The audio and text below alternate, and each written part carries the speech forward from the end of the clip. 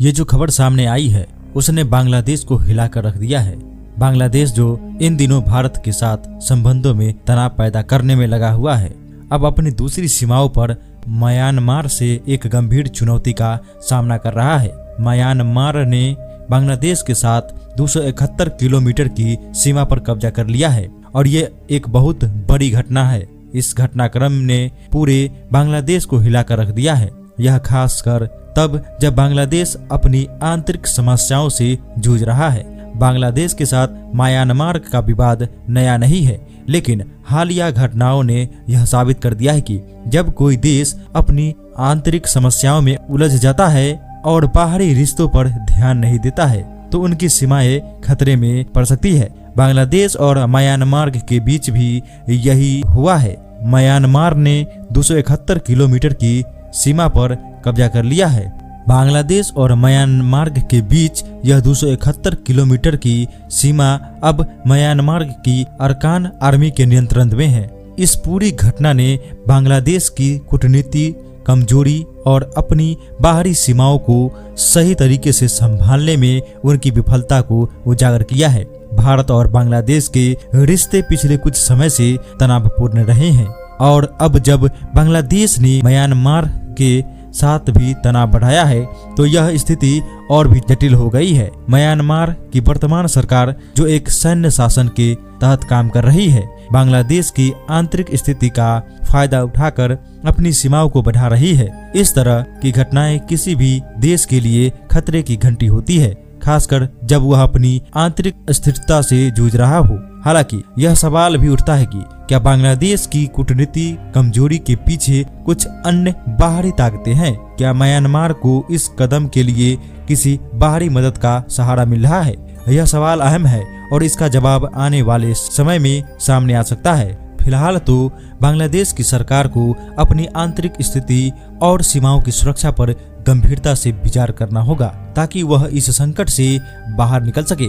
यह घटनाक्रम बांग्लादेश की कमजोर कूटनीति और सुरक्षा की स्थिति को उजागर करता है और यह देश की भविष्य में बड़ी चुनौतियों का सामना कर सकता है। म्यांमार की अरकान आर्मी ने इस कदम के पीछे अपनी ताकत और क्षेत्रीय लक्ष्यों को मजबूती से स्थापित करने की कोशिश की है। म्यांमार का यह कदम केवल एक सैन्य कार्रवाई नहीं है, बल्कि इसका एक बड़ा राजनीतिक संदेश भी है। यह संदेश यह हो सकता है कि जब तक बांग्लादेश अपनी आंतरिक स्थिति को ठीक नहीं करता और विदेश नीति को बेहतर ढंग से नहीं संभालता, तब तक उसे अपनी सीमाओं की सुरक्षा को लेकर चिंतित रहना पड़ेगा। इस बीच बांग्लादेश के नेतृत्व के लिए यह समय सोचने का है कि क्या वह भारत के साथ रिश्तों को सुधारने की दिशा में कोई कदम उठाएगा या फिर वह अपनी कूटनीति और सैन्य कमजोरी को नजरअंदाज करते हुए और अधिक संकटों का सामना करेगा। बांग्लादेश की सरकार को यह समझना होगा कि